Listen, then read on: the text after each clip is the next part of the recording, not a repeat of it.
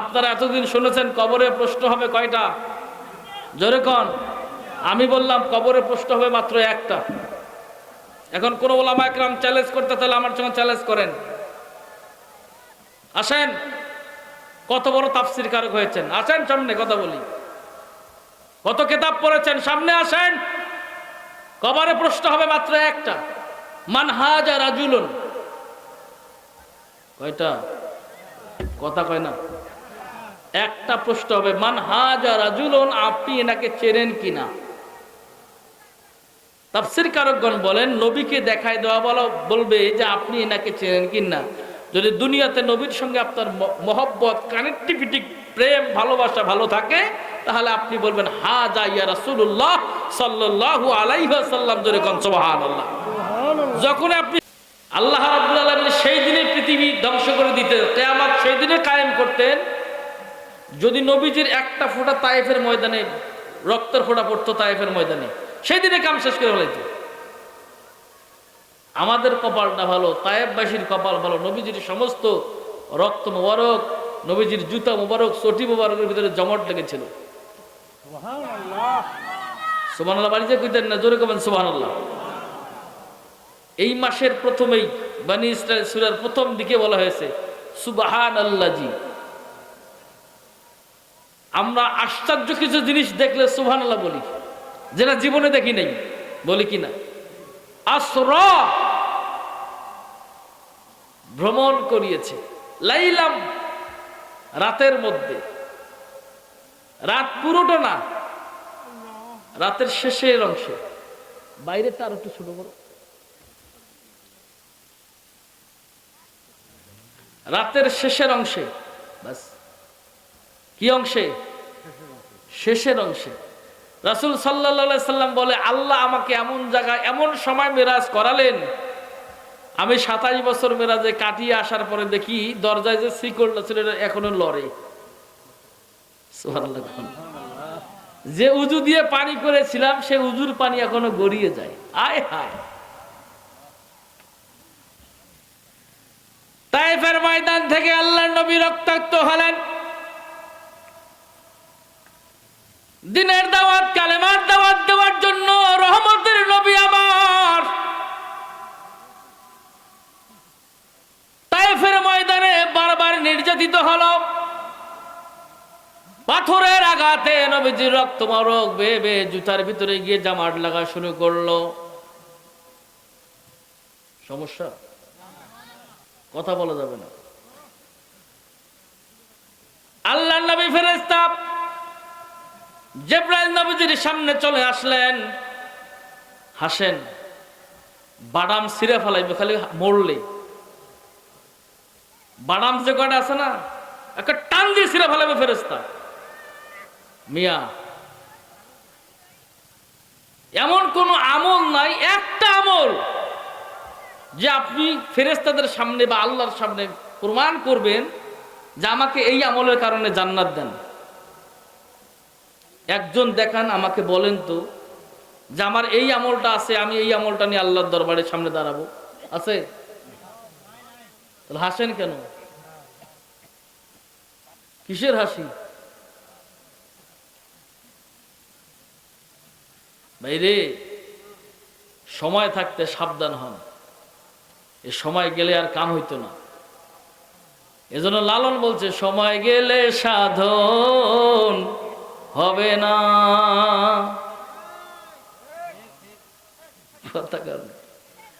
এই লোকের বয়স যখন আমার মতো ছিল, হাই রে দাবর, দৌড়া দৌড়ি, পাকড়া পাকড়ি, কি কর। আর এখন জমি কেনে না। এখন কি অবস্থা? জেনে বসে হেনে কাইত। এজন্য এই রং, এই শক্তি, এই দম, এই পাওয়ার, এই ক্ষমতা থাকবে। রঙ্গরসের দিন ছিল আমার একদিন, 12 ঘন্টা বেলা আমার সন্ধ্যা নামিল, পাখি উড়ে যাওয়ার বুঝি সময় হলো, পাখি উড়ে যাওয়ার বুঝি সময় হলো। দেখেন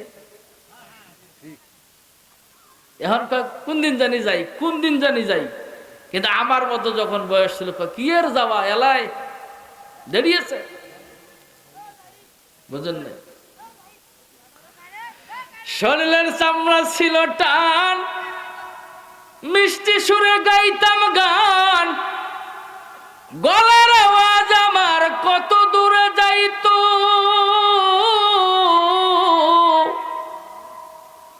পাখিল মাথার চুল, কথা বলতে করি ভুল, চোখে দেখি গন্ডগোল, দন্ত নড়িল। পাখি উড়ে যাওয়ার বুঝি সময় হলো, পাখি উড়ে যাওয়ার বুঝি সময় হলো। হিসাব করবেন, খালি অন্ধের মতো চলাফেরা করলে হবে না, হিসাব করে চলতে হবে। তায়েফের ময়দানে নবীজি আঘাতপ্রাপ্ত হওয়ার পরে নিজ হুজরা শরীফে এসে নবীজির মনটা বড় বেজার। আল্লাহর নবী মন বেজার নিয়ে চলাফেরা করে দুনিয়ার জমিনে, আল্লাহর ভালো লাগে না। কারণ বন্ধু হয়ে বন্ধুর মন বেজার দেখলে ভালো লাগার কথা নাকি? কথা কোন জোরে বলে। আল্লাহ সিদ্ধান্ত নিলেন, জিবরাইল রে আমার নবীর কাছে যা, আমার নবীর মনটা বড় বেজার, মন বড় বেজার, মন বড় বেজার। আমি আমার নবীর মন বেজার দেখতে চাই না, আমার নবী খুশি থাকবে, কারণ সে তো আমি আল্লাহর হাবিব। আমার নবী, আপনার নবী আল্লাহর হাবিব কিনা? মুসা ছিল কালিমুল্লাহ, আদম সাফিউল্লাহ, ঈসা রুহুল্লাহ, কিন্তু আপনার আমার নবী হচ্ছেন আল্লাহ পাকের হাবিবুল্লাহ। কথা কোন না কেন? আল্লাহ পাক বলেন, জিবরাইল রে দেরি করিস না, আমার নবীর কাছে যা, আমার নবীরে নিয়ে আয়, নবীরে নিয়ে আসবি। সাতম আসমান পাড়ি দিয়ে আমার আরশ মহল্লায় নবীকে দাওয়াত দিলাম, নবীকে নিয়ে সোজা আমার কাছে চলে আসবি। জিবরাইল চলে আসলেন নবীজির কাছে। রেওয়াদের ভিতরে দেখলাম আল্লাহর পয়গাম্বার উম্মে হানির ঘরে শায়িত। ফেরেশতা জিবরাইল বলে, দরজা দেওয়া, দরজায় আঘাত করলে নবীজির আরামের ব্যাঘাত ঘটতে পারে। আল্লাহ বলছে, জিবরাইল রে, আয়াত নাজিল করার পূর্বে আমি সুবহান এই শব্দ ব্যবহার করেছি, এটা আশ্চর্য ঘটনা। দরজা খুলে যদি আমার নবীকে নিয়ে আসো, এটা সাধারণ হয়ে যায়। এমন কিছু কার্যকলাপ করো যেই কার্যকলাপটা ইতিপূর্বে কেউ কখনো শোনে নাই। ফেরেশতা জিবরাইল আসমানের দিকে তাকায় বলে, আল্লাহ কি করবো? কয়েকটু উপরে যা, ছাদ ভেদ করে ভিতরে প্রবেশ কর। ওলামা একরাম বলে, রহমতের নবী আরাম করতেছে, ঘুমায় আছে, বিশ্রাম নিচ্ছে। আল্লাহর ফেরেশতা জিবরাইল ছাদটা একটু আলগা করে দিয়ে ছাদ ফুটা করে রহমতের নবীর কদম মোবারকের সামনে ফেরেশতা জিবরাইল দাঁড়ায় গেলেন। ওলামা একরাম বলে, কেউ কেউ বলে নবীজির কদম মোবারকের মধ্যে ফেরেশতা জিবরাইল তার নূরের পাখনা দিয়ে আঘাত করেছে। কেউ কেউ বলে রহমতের নবীর কদম মোবারক ফেরেশতা জিবরাইল তার জবান মোবারক দিয়ে আস্তে আস্তে চুমু দিয়েছে। কেউ কেউ বলে ফেরেশতা জিবরাইল তার জিহ্বা দিয়ে নবীজির কদম মোবারকে চুমু খেয়েছে। এরকম অনেক রেওয়াত রয়েছে। তবে যত রেওয়াতে থাক না কেন, আপনার আমার নবী অন্য অন্য নবীর চাইতে সাধারণ না।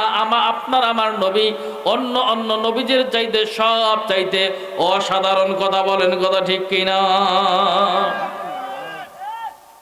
আমাদের নবীর সঙ্গে অন্য কোন নবীর তুলনা জোরে বলেন হয় না।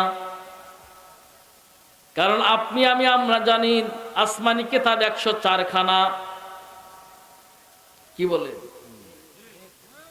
4 খানা প্রসিদ্ধ কিতাব। তার ভিতরে শ্রেষ্ঠতম কিতাব হচ্ছে কুরআনুল কারীম। তাওরাত যখন এসেছে জবুরের আইন শেষ, জবুর যখন এসেছে ইনজিলের আইন শেষ। কুরআনুল কারীম যখন আমার নবীর উপরে নাজিল হলো। নবী যখন পৃথিবীতে আগমন করলেন, যত কিতাব ছিল সমস্ত কিতাবের আইন বন্ধ হয়ে কোরআনুল কারীমের আইন বন্ধ তো হবে না, কিয়ামতের পূর্ব মুহূর্ত পর্যন্ত এই কোরআনুল কারীমের আইন বলবৎ রেখেছে আল্লাহ একমাত্র তার হাবিবের ইজ্জতের খাতিরে। কথা বলেন, কথা ঠিক কিনা? সেই নবী পেয়েছি আমরা, অথচ এই নবীকে নিয়ে টিটকারি করার মানুষ দেশে অভাব নাই। বুঝেন নাই? বুঝি কিছু কিছু আলেম আছে দাড়ি টুপি চেহারা শুরুতে খুবই সুন্দর, কিন্তু নবীজির নাম নেওয়ার সঙ্গে সঙ্গে বলে জনাবে মুহাম্মদ। কি বলে? এই কথাটা আমাকে খুব কষ্ট দেয়, আমি খুব কষ্ট পাই। নবীর নামের সামনে যখন জনাবে মুহাম্মাদুর রাসূলুল্লাহ বলে, এটা আমার কাছে খুবই খারাপ লাগে। কারণ আল্লাহ পাক তার হাবিবকে কখনো জনাব শব্দ ব্যবহার করে নেই। কত আদর করে কোরআনে আল্লাহ পাক তার হাবিবকে ডেকেছে। নবী আমার ঘুমাইয়া আছে, এখন হাবিবকে ডাকবে, আল্লাহ পাক আয়াত নাযিল করেন, ইয়া আইয়ুহাল মুজাম্মিল, হে কম্বল আবৃতওয়ালা নবী ওঠেন, কুমিল লাইলা ইল্লা কলিলা, ইয়া আইয়ুহাল মুদাসসির ইয়াসিন।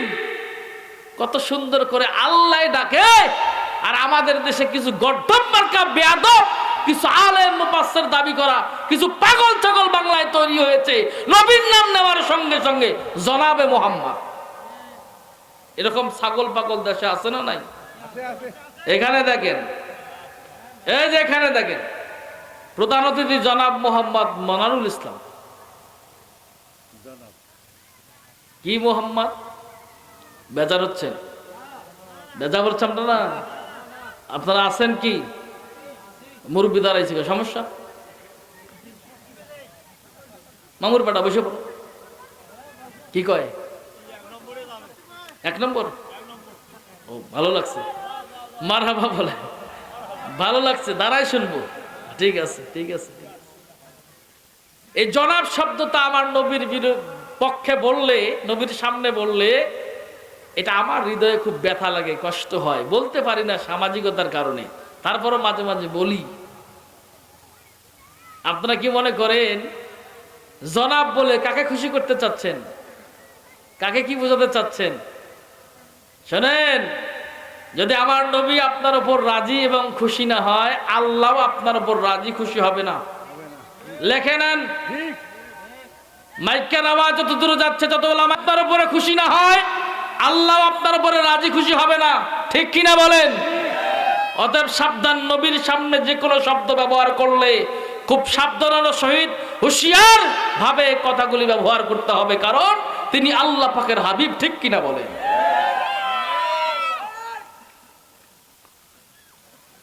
আমার ভাইয়েরা গভীর মনোযোগ। ফেরেশতা জিবরাইল বলে, আমি নবীজির কদম মোবারকে আস্তে আস্তে করে আমার মুখ লাগাই দিয়া নবীজির কদম মোবারকে যখন আমি টাচ করতেছিলাম, রহমতের নবীর আরামটা ভেঙে গেল। নবীজির চোখ মোবারক খুলে আমার দিকে তাকিয়ে রইলেন। ইয়া কি জিবরাইল, আপনি আপনার মুখ, আপনি তো নূরের ফেরেশতা, আপনি আপনার মুখ আমার কদম মোবারকে কেন লাগালেন? বলছে, হুজুর, আপনার কদম মোবারক শুধু কদম নয়, আপনার কদম মোবারকের নিচে যে ধুলি রয়েছে, ধুলের যে যোগ্যতা, এর চাইতো 100 কোটি গুণের যোগ্যতা আমি জিবরাইলের কম। কারণ হলো আপনার এই কদমের ধুলি পেয়ে আল্লাহর আরশ ধন্য হয়ে যাবে। জোরে কোন আল্লাহু আকবার। আমি তো জিবরাইল, আর যেটা আল্লাহর আরশ, এই আরশ ধন্য হবে আপনার কদমের ধুলি পেয়ে। সুবহানাল্লাহ। নবী নাই তো কিছু নাই।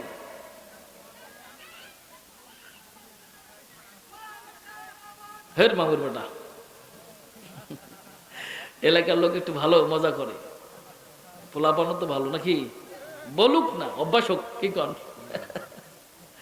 মারাবা বলেন, সবাই ভালো, বাইজিদ কাদরিও ভালো, লাকু কাদরিও ভালো। আমাদের টার্গেট হচ্ছে আলোচনা করে মানুষকে শোনানো কোরআন সুন্নাহর। হ্যাঁ, ওরস শরীফ ভাই কি করবো না করবো তার ব্যাপার, কিন্তু টার্গেট কি? কোরআন সুন্নাহ থেকে কিছু কথা মানুষের সামনে উপস্থাপন করা, হ্যাঁ করলো ভালো, ওই করলো, কোনো সমস্যা কি? হ্যাঁ হ্যাঁ, আমাদের সমস্যা কি? আমরা বক্তা মানুষ বলবো, আপনারা শুনবেন। সম্মানিত ভাইরা, এই মেরাজ আল্লাহ পাক যে ঘটিয়েছেন, মেরাজ আল্লাহ পাক নবীকে করিয়েছেন একমাত্র নবীজির ইজ্জত মর্যাদা, নবীজির শান বোঝানোর কারণেই। সুবহানাল্লাহ। তায়েফের ময়দানে নবীজি আঘাতপ্রাপ্ত হওয়ার পরে যে মনটা খারাপ হয়েছে, আল্লাহ তার হাবিবকে মেরাজে নিয়ে যেয়ে তার মনটা ভালো করে দিয়েছে। বুঝবেন কথাগুলো। ফেরেশতা জিবরাইল বলছে, হুজুর আপনি এখন ওঠেন, রওনা করা লাগবে, আল্লাহ পাক দাওয়াত দিয়েছে আপনাকে আরশে আজিমে। উলামা একরাম বলে আল্লাহর নবী রওনা করবে। ফেরেশতা জিবরাইল নবীকে নিয়ে সামনে অগ্রসর হলেন। যাইতে যাইতে বাইতুল্লাহ অর্থাৎ আল্লাহর ঘর, এই আল্লাহর ঘরের উত্তর দিকে হাতিমে কাবা নামে একটা জায়গা আছে। হাজী সাহেবটা জিজ্ঞেস করেন কি কাবা? হাতেম, হাতেমে কাবা। এই হাতেমে কাবার পাশে স্বর্ণ দিয়ে ড্রেন বানাইছে। কথা কয় না রে? আমার নবী যে কি, আমার নবীকে আল্লাহ যে কত ইজ্জত, কত মর্যাদা, কত সম্মান দিয়েছে, এটা যদি আলেম ওলামা বুঝতো, এক একজন আলেম বড় বড় আল্লাহর ওলি হয়ে যাইতো। কিন্তু আলেমরা ইহুদিদের টাকা খায়া দালালি করতে করতে এদের কলিজা পয়সা সরকার হয়ে গেছে। নবীর সামনে জনাব বলতে তাদের মুখে বাঁধে না। কথা বলেন ঠিক কিনা? লজ্জা করা দরকার।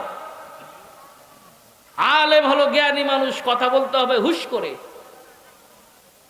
আর একজন মনোয়ারুল ইসলাম হ্যাড নামে জনাব লিখছে, আর রহমতের নবীর সামনে কয় জনাবে মোহাম্মদ, বেয়াদব।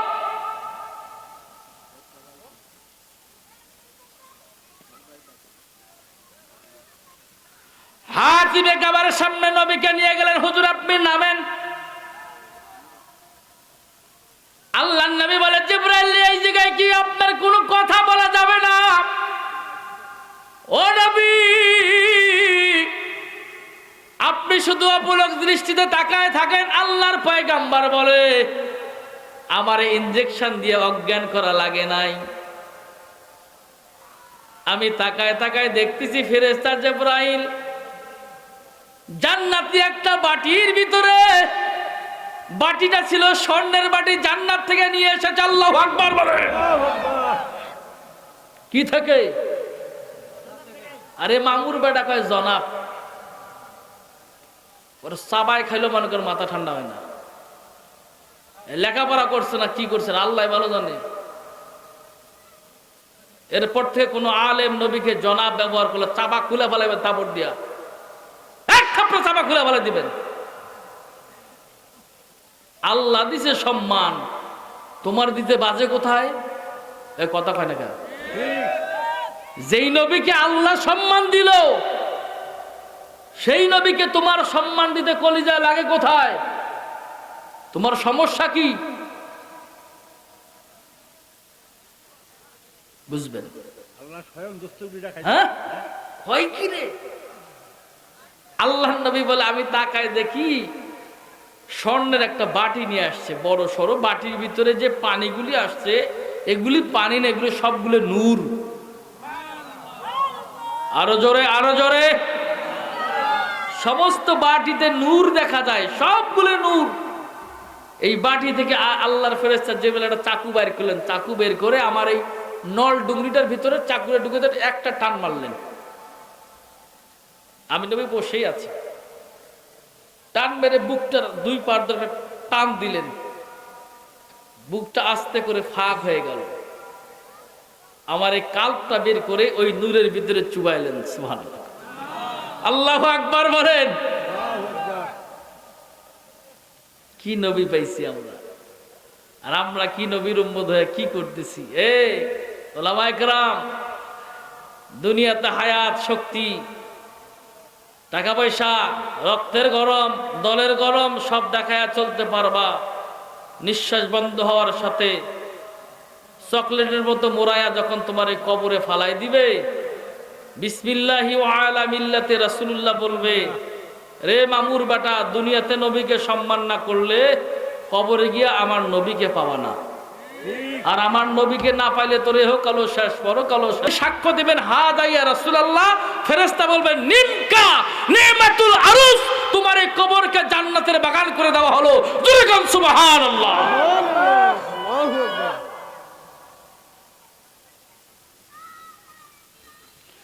কবরে কোনো নেতা থাকবে না, নেত্রী থাকবে না, কোনো দলের ক্ষমতা থাকবে না, কোনো টাকা পয়সা চলবে না। তুমি কত ক্লাস লেখাপড়া করেছো, কত বড় তাফসীর কারক, কবরের জমিনে কোনো কিছু চলবে না। সেই দিন চলবে তুমি নবীকে চেনো কিনা। যদি নবীকে চিনতে পারো তোমার কবর জান্নাতের বাগান, যদি নবীকে চিনতে ব্যর্থ হয়ে যাও, হাদিসের শেষের অংশে আছে আল কবরু বাইতু দিদান, তোমার কবরটা সাপ বিচ্ছুর ঘর বাড়িতে পরিণত হয়ে যাবে। ওই দিন কোনো মামুর বেটা তোমারে বাঁচাইতে আসবে না। কথা বলেন, কথা ঠিক কিনা? বুঝে শুনে কবরে যেতে হবে। নবী নাই তো কিছু নাই, নবী আছে তো সব আপনার। কথা কি বুঝতেছেন আমার? যার ভিতরে নবীর প্রেম থাকবে, মহব্বত থাকবে, ভালোবাসা থাকবে, নবীকে যে রাজি খুশি করতে পারবে, এই ব্যক্তির মর্যাদা তত বেশি আল্লাহ পাক বাড়াই দিবে। নবীর পক্ষে থাকবেন নাকি ছাগল পাগলদের পক্ষে? কারা কারা নবীর পক্ষে থাকবেন? নারায়ে তাকবীর, দুহাত তুলে বলেন নারায়ে তাকবীর, নারায়ে রিসালাহ, ইয়া রাসূলুল্লাহ। হাত নামান। বুঝছি আপনাদের অবস্থা ভেজাল আছে। হাতিমে কাবার সামনে নবীকে বললেন, নবী আপনি চুপচাপ দেখতে থাকেন, কথা বলবেন না। আল্লাহর পয়গম্বর বলে, জিবরাইল আমার বুকটা দুই দিক থেকে টান দিলেন। টান দেওয়ার পরে আমার যে এই জায়গাটা কাল্প, যেটাকে আমরা কাল্প বলে থাকি, হার্ট বলে থাকি, হৃৎপিণ্ড বলে থাকি, আল্লাহর নবী বলেছে ইন্না ফিল জাসাদি মুদগাতুন ইযা সালুহাত, মানব দেহের ভিতরে এক টুকরা মাংস আছে, উক্ত মাংসের টুকরা পাক হলে সমস্ত মানুষটাই পাক পবিত্র, উক্ত মাংসের টুকরা অপবিত্র নাপাক হলে সমস্ত মানুষটাই নাপাক অপবিত্র। সাহাবারা আরজ করল, মান হিয়া ইয়া রাসূলুল্লাহ, একটা মানুষের শরীরের ভিতরে অনেকগুলি মাংস রয়েছে, এইটা কোথাকার মাংস? হাদিসের শেষের অংশে নবীজি বলছেন আলা ওহিয়াল কালব, এটি হচ্ছে কালবের মাংস। এই মাংসের অবস্থান হলো বাম স্তনের 2 আঙ্গুল নিচে এক টুকরা মাংস ধরপর ধরপর করে। বাবা, এই শব্দটা ধরপর ধরপর নয়, এই শব্দের মূল ভাষা হলো আল্লাহ আল্লাহ আল্লাহ আল্লাহ। জোরে কোন সুবহানাল্লাহ। আল্লাহু আকবার। নবীজি বললেন কালবটা বের করে ওই নূরের ভিতরে চুবাইলেন অনেকক্ষণ। কালবটারে সুন্দর করে এদিক সেদিক ঘুরাইয়া সুন্দর করে নূর দিয়ে হিকমা এবং জ্ঞান, হিকমা এবং জ্ঞান দিয়ে কাল্পকে পরিপূর্ণ করে জিবরাইল আবার কাল্পটা বসায় দিয়ে 2টা হাড় এক জায়গায় নিয়ে চাপ দিলেন, আবার আগের মতো হয়ে গেলেন। সুবহানাল্লাহ। কিছু কিছু ছাগল পাগল বলে নবীজির সিনা চাক করেছে, জান্নাতের পানি দিয়ে পরিষ্কার করে দিয়েছে, নবীজির ভিতর থেকে লোভ লালসা অহংকার দূর করেছে। জমজমের পানি দিয়ে আছে না এরকম কিছু ছাগল ভিডিও দেখবেন। আরে ব্যাককুলের বাচ্চা, নবীর লোভ লালসা থাকলে নবী যে মেরাজে গেছে আসার দরকার ছিল? আর এটা কই কি রে, মানে আমার মাথা কাজ করে না মাঝে মাঝে।